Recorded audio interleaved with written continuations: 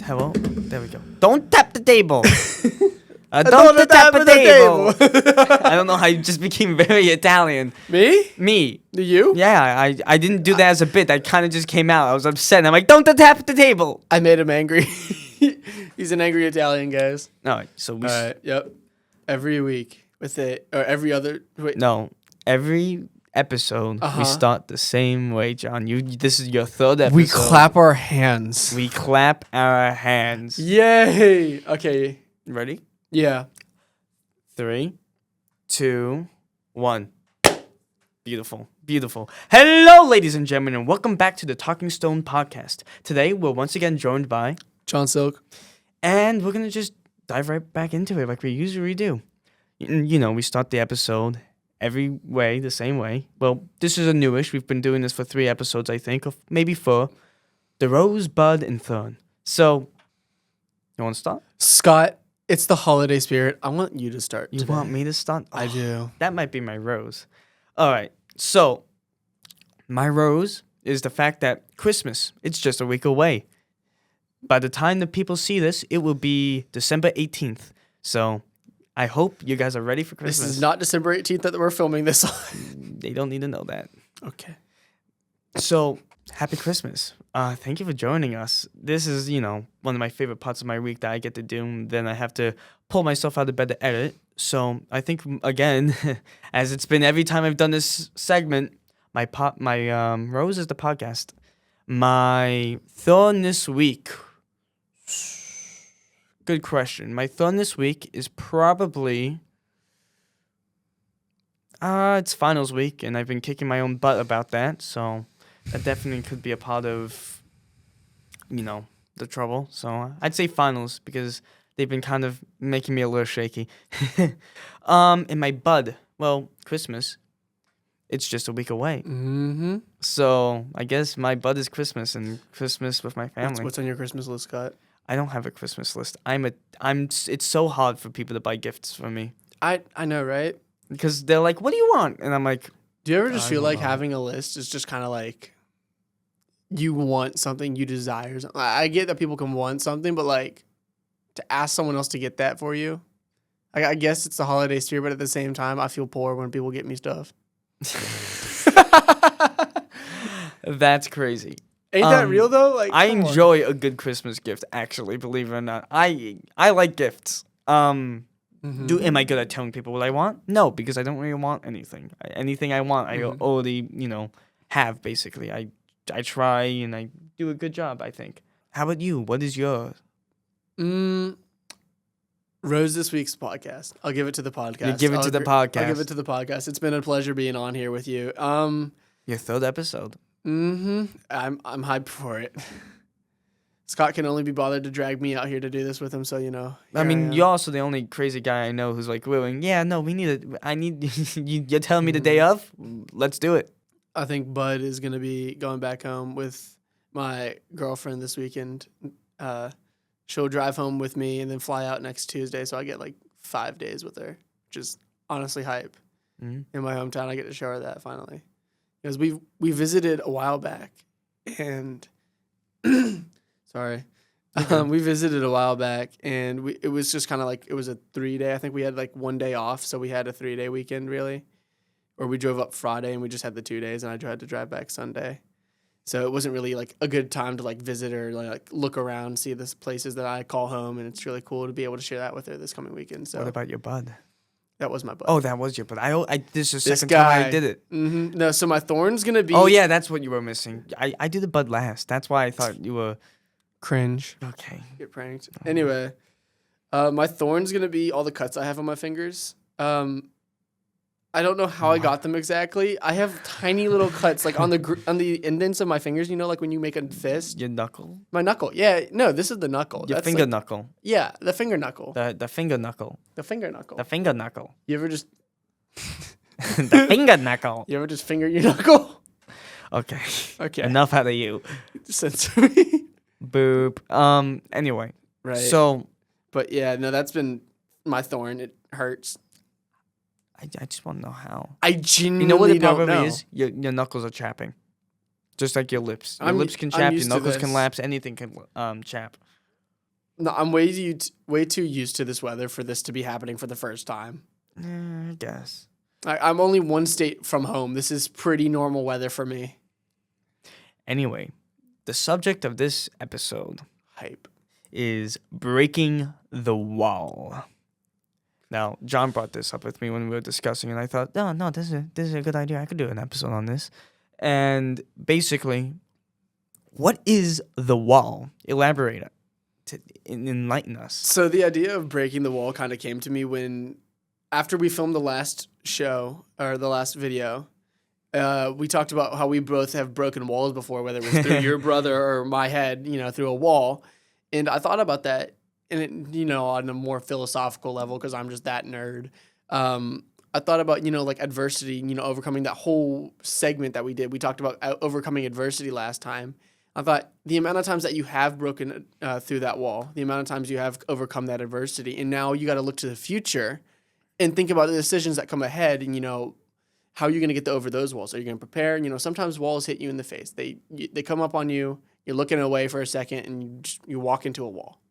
And sometimes you can see the wall, so you dodge it, or you see a column sticking up in the middle of the room because why is there a pillar in the middle of the room? Who knows? But there is, and to remedy that, you go around, or in some cases you can go over. So it's all about what is that wall to you, and how are you going to get over it, around it, under it. It's kind of like that book where it's like, can't go over it, can't go around it, gotta go through it. I love that. I don't remember what that story is. We're going on a lion hunt. We're going to catch a big one. Yeah, I don't remember what that book's called. I think it's Lion Hunt. There's something to be said about just hitting a wall until you break through or something sticks. They say, well, what do they say? I don't know what they say, but here's what I think they say. You just throw something at the wall and sees what it sticks. That's right. That's not a Scottism. Sometimes I mix up sayings, and those are called Scottisms. You might have heard me say it once or twice on the podcast already. Call me out because it's a Scottism.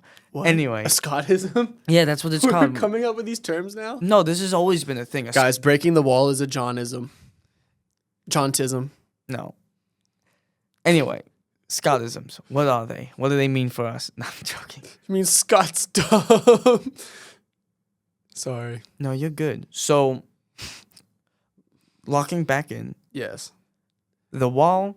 So the wall sounds like it could be any kind of anything. The wall was the setup today where it took a bit extra longer because we wanted to try something new. And that's not a bad thing. You can try something new, but sometimes a new wall arises when you try something new because it's going to come with it. If you can't face that wall because you started something new and you just give up, you're like, oh, there's a wall here. I can't go over it. I'm just going to give up. Scott starting this podcast, he wanted to do it for years, and he overcame that wall. He finally found the resources, found the potential, and he overcame the wall. He broke the wall, in fact. Break your wall. Break your wall. Just don't let your mom catch you because then she'll be like, Yeah, no, pay she for doesn't it. like that. Yeah, But break your metaphysical walls. Break your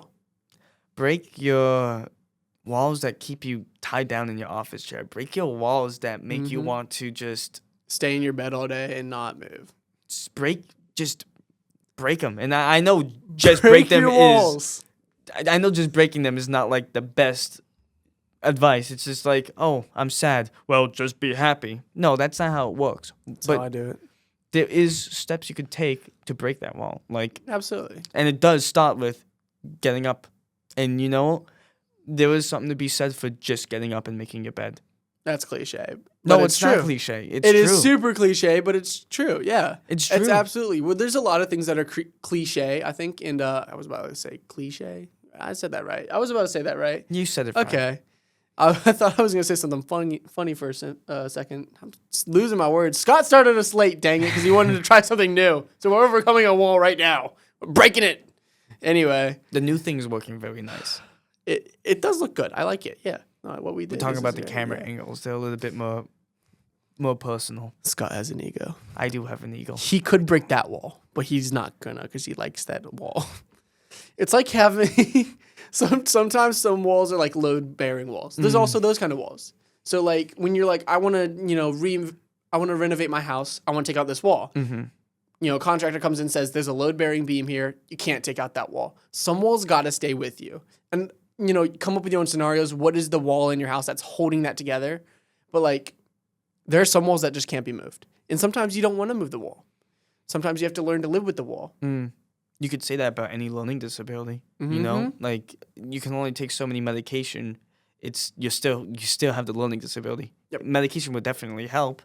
I mean, I'm unmedicated for my ADHD and my dyslexia and my whole like list of things I got, but that's because I choose to be. Like I have the opportunity to take medication, but I'm like, you know what?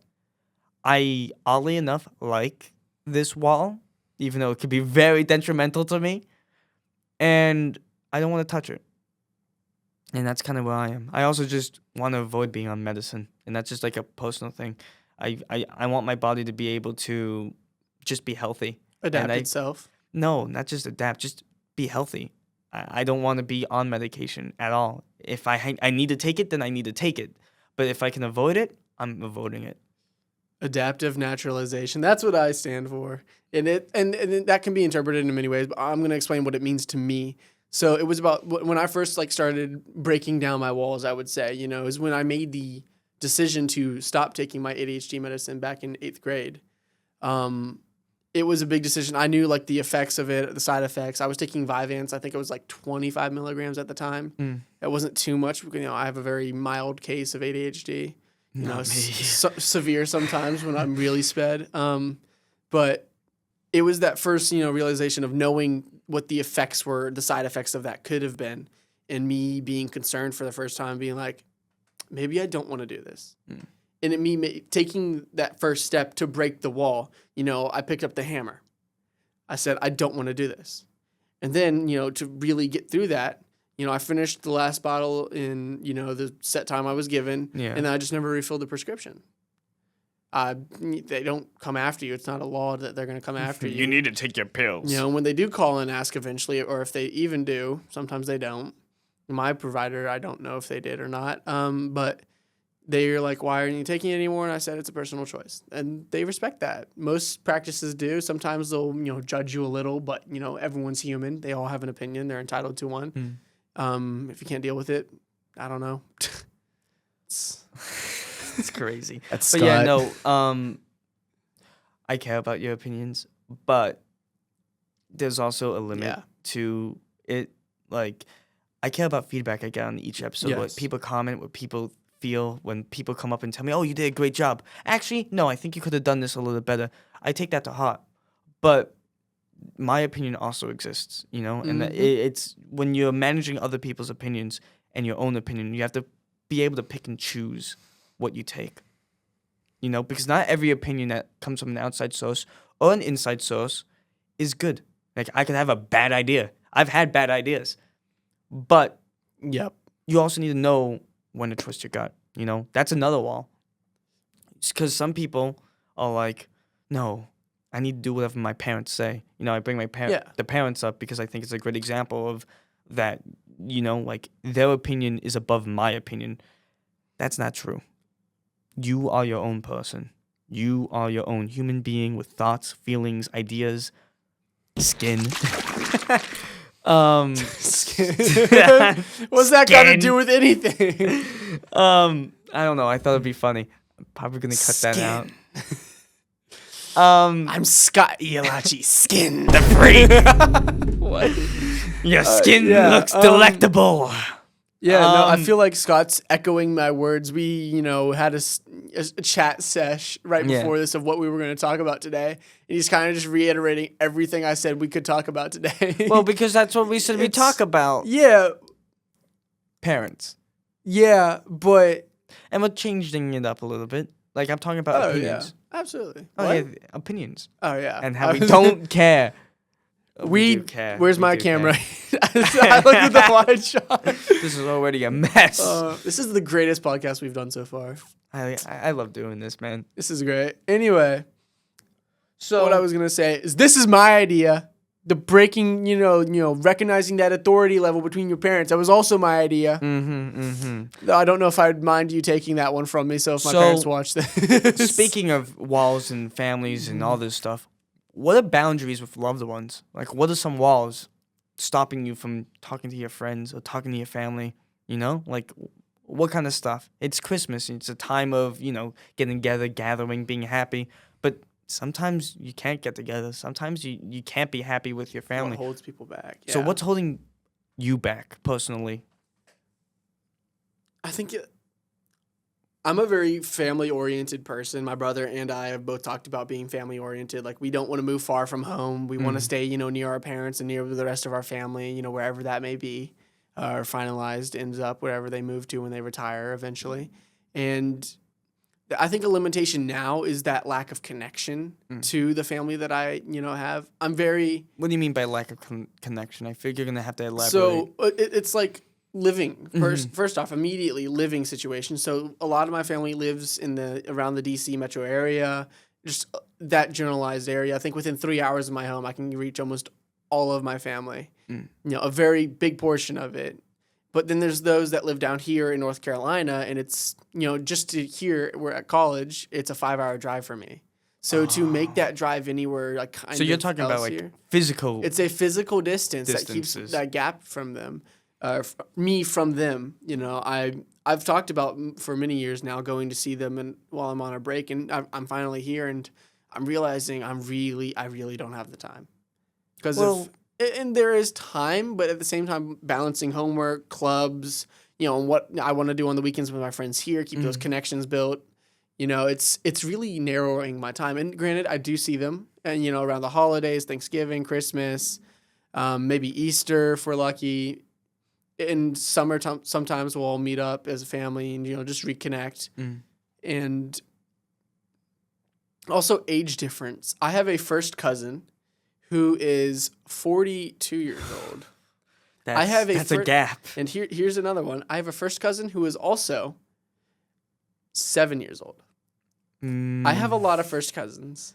My oldest first cousin is like a difference of maybe 9 or 7 years, if that. Probably a little more, but not over 10. It's also how big my family is. I have a very big family. I think counting on a hand, I can't count on a hand because I have so many first cousins. I can't count on any of my limbs. I cannot count how many first cousins I have. That's also a blessing in disguise. Oh, yeah. No, for sure. It's amazing to be able to say, I have family living here. I can talk to this person about this. This person's a veterinarian if I ever need something with my dog. Like, it's just random connections that I have to people, and they're my first cousins. Heaven forbid I talk about my second cousins. Oh, I can only imagine how much that number multiplies. I've given an estimate, I think, of first cousins before of like 46. I think I figured that number was wrong at some point, and it was closer down like low 30s, upper 20s of first cousins I have. It's a pretty good number. And to think those are my first cousins and not even think about my second cousins, I'm like... It's a lot of people. I know all my first cousins' names. I can't name all my second cousins. Would you say the land distance is the biggest divider of you and your family? Well, also generational disconnect as well. Oh, yeah. And to talk about that is, what your parents had in relation to their siblings, what that gave to you. So if they had a bad relationship with their siblings, there's a lot more separations between your family maybe. You still talk to them, but it's not as coherent as maybe the family that is, closer by or, more friendly to you. It's really a matter of perspective. I didn't think about that for a very long time of like how my parents, live with their siblings. And it kind of, it's that moment of realization, that moment of breaking the wall of like, oh my gosh, I never thought about it this way. And it's something that people don't discuss too often. And, it's thinking about when you come to these revelations or, some sort of realization that, you never thought about it in this light. Just get a new perspective on something and you'll break the wall. That's all it takes to break a wall is having a new perspective, Go to sleep upside down. I don't know, man. Go to break your wall. I sometimes sleep upside down. Not like actually upside down. Like a bat, like a vampire. No, not hanging off the ceiling. Scott is a vampire, can confirm. I mean, I was talking about delectable skin. I'm gonna stop. I'm gonna stop. This is not the Halloween episode. You've kept the bit going. We're gonna keep it here. This is staying in. Oh gosh, I'm insane. So I'm associated with this guy. You are associated. Your name is tied to my name. I'm always in the caption. Why? I'm in the title. You are in the title. It's like Featuring John Silk. Yeah. I keep hitting the desk. I'm sorry. No, you're good. You're good. Now just take your skin off. Okay, the bit's over. I'm stomping on it. Bit's done. We wish you A Merry Christmas. We wish you a Merry Christmas. We wish you a Merry Christmas and a Happy New Year. Good tidings we bring to you and your King. Good tidings for Christmas and a Happy New Year. Okay, now that we're back in the spirit, right, and on the topic of, that connection with family and, do you have any experience with that? Like, do you I was going to say before I went off on a... Don't worry about it. That's in the past. That's in the past. That's Halloween. That next year. Next year. We'll flash back to this episode. It'll be an insane flashback. Guys, remember that episode like over a year ago? Scott kept talking about like skin. It was weird. Okay, I'm gonna just... I have a problem. And it's skin. Is your skin... Okay, that we're cutting out. I don't like that. I'm not associating with that. I disaffiliate from Scott right now on that moment, but we're back. We're reaffiliated. Go back. We're reaffiliated. Mm-hmm. We're editing that all out. That was terrible. That was terrible. How are you going to justify this to the crowds? Because there were bits in between that I talked about. We'll fix it. You see my magic. Okay. Neither of us take medication. The medication has worn off by now, even if it was there. Gone. See, normally we record these episodes in the day. It's late, and it's not late at night, but it's later in the day. So we traditionally film like around maybe closer to midday, yeah, and it's not midday right now. In fact, it is near opposite of midday. We're closing in on opposite of midday, man. So my family. Oh, Lord. I think what you said about, the physical distance is a great way of, being separated. But sometimes... A great way of being separated? Well... I enjoy this way of being separated from my family, yes. What I mean is like... Is that a good separation?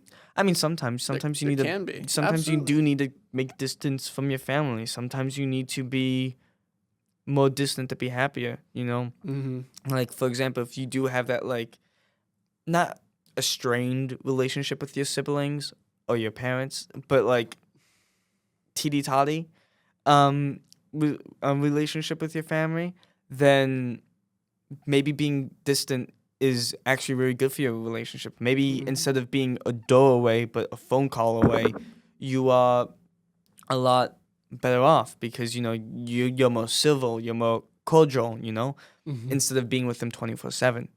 That could be a part of it too. I think sometimes that physical barrier is good. Absolutely. That being said, when it comes to my own family, we're very tight-knit. My grandparents live a block away. My uncles, who are like my grandpa's brothers, so they're like, I don't even know what cousin that counts as, but they're they live a block away. Their kids are always around, so I have first cousins all over the place too. Then we all get together, all 40 of us or 50 of us. There's a good chunk of people get together on Christmas Eve and go to Uncle Tony's house.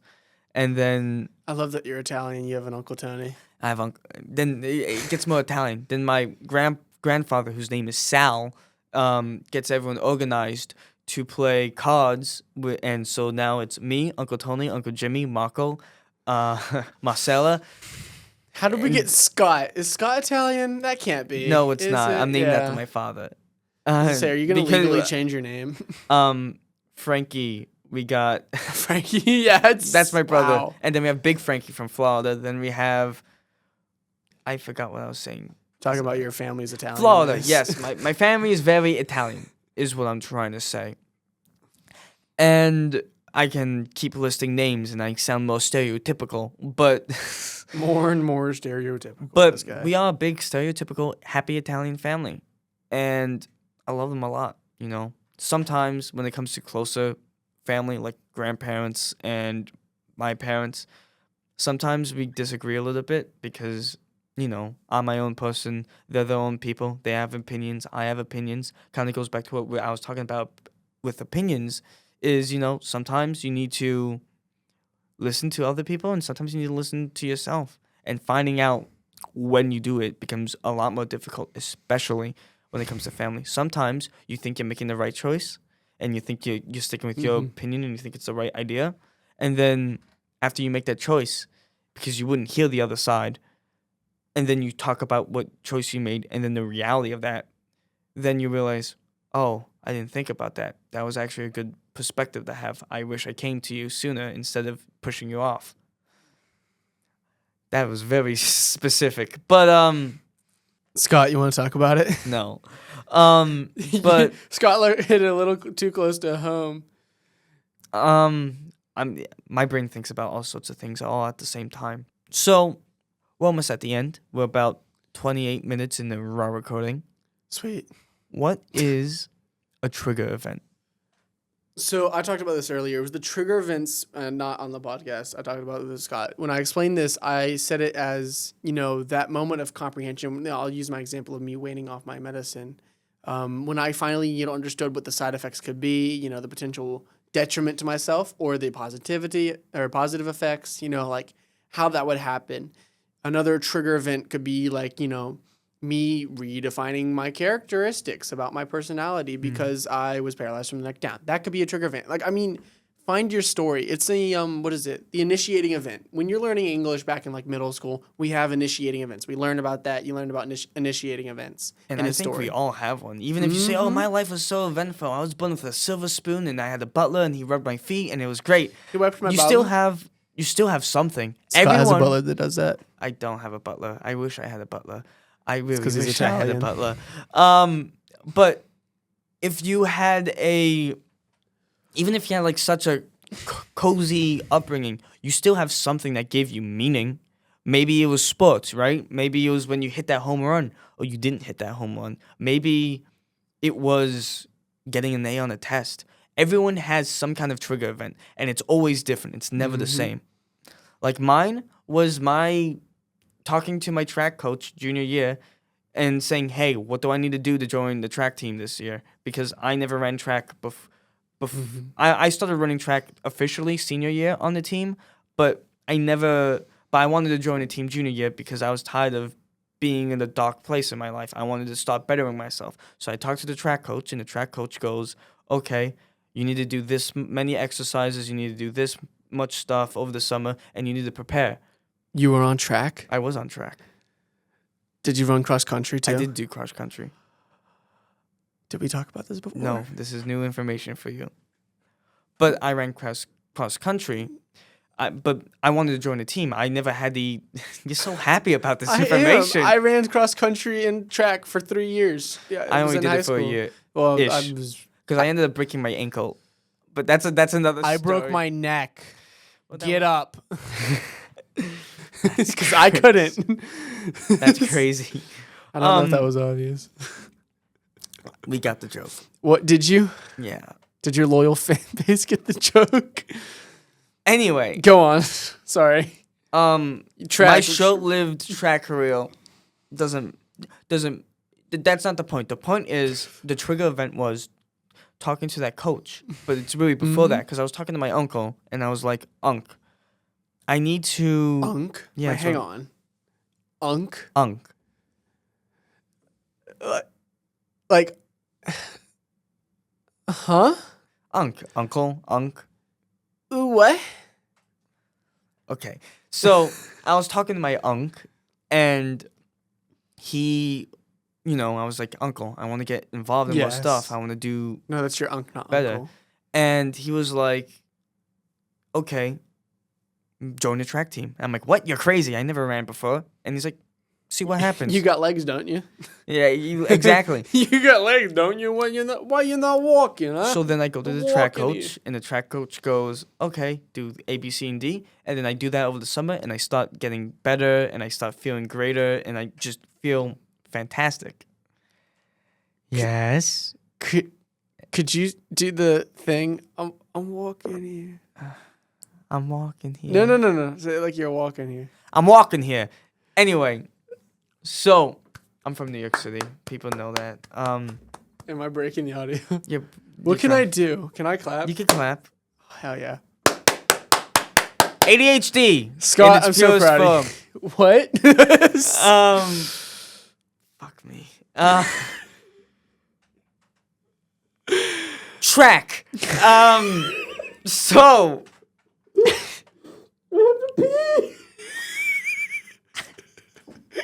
Track. So. Track.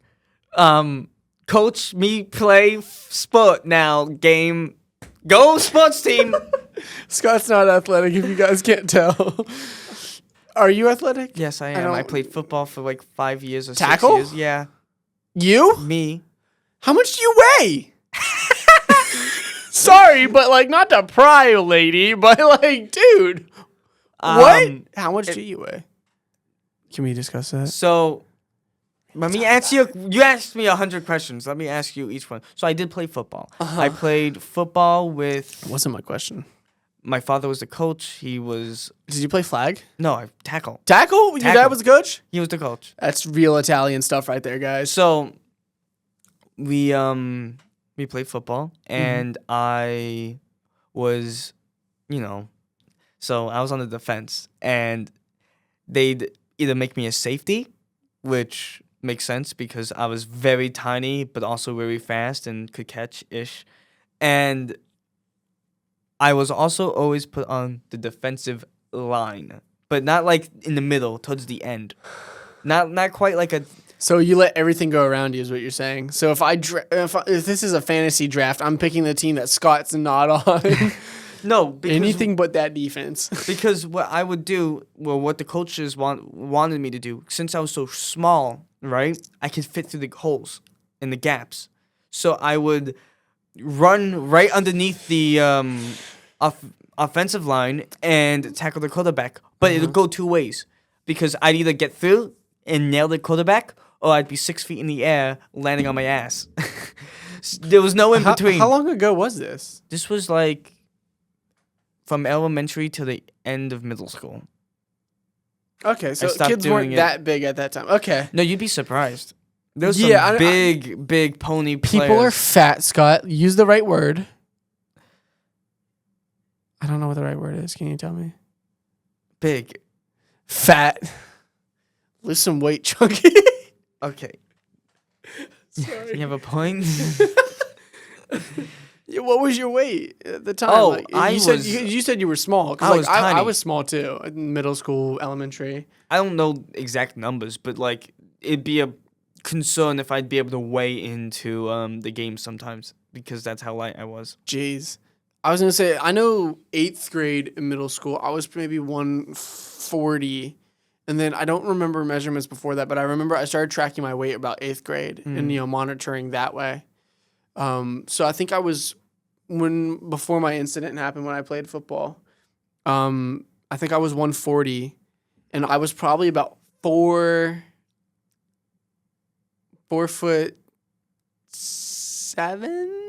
I was pretty short. I have a question. Did you ever play tackle football or was it just flag? I played only flag, only side yard tackle. When we didn't have flags, no one wanted to play two-man touch. Listen, if you're going down, why do we call them downs? You're going down. Like, you just Titanic size, like just. But I think that's everything we wanted to talk about. Yeah, even though it may make sense that the Christmas episode is the most unhinged, wild episode we've had. We're having fun. We all having fun. But Christmas! Oh my gosh. Woo! Christmas! Editing this is going to be so much fun. I made it so much fun for Scott. He's learning what it's like to work with me now. Woo! Yeah, baby! That's what I've been talking about. That's what I've been waiting for. Energy! Woo! Yay! Anyway. So, I have been Scott. Ladies. I have been Scott. That's Scott. And this has been my great friend, John. Thank you so much, Is there guys. any place they can find you? You guys can find me on Instagram at @thejohnsilk. Give me a follow if you want. If you hate my personality, then don't, because Oh boy, Don't hate you do me. have a personality. dude, it's so much fun to have a personality. Do you have one? I do have a personality. Scott's got a personality, ladies and gentlemen. Confirmed. I want to say, on my take before we end, Merry Christmas, Happy Holidays, whatever you celebrate. I want everyone to have fun. It's going to be a great end of the year. And let's just, hopes to a good start for the new one. And again, I've been Scott, and you can follow us here at the Tuck and Stone Podcast. And again, Merry Christmas and good tidings to all. Thank you. Thanks.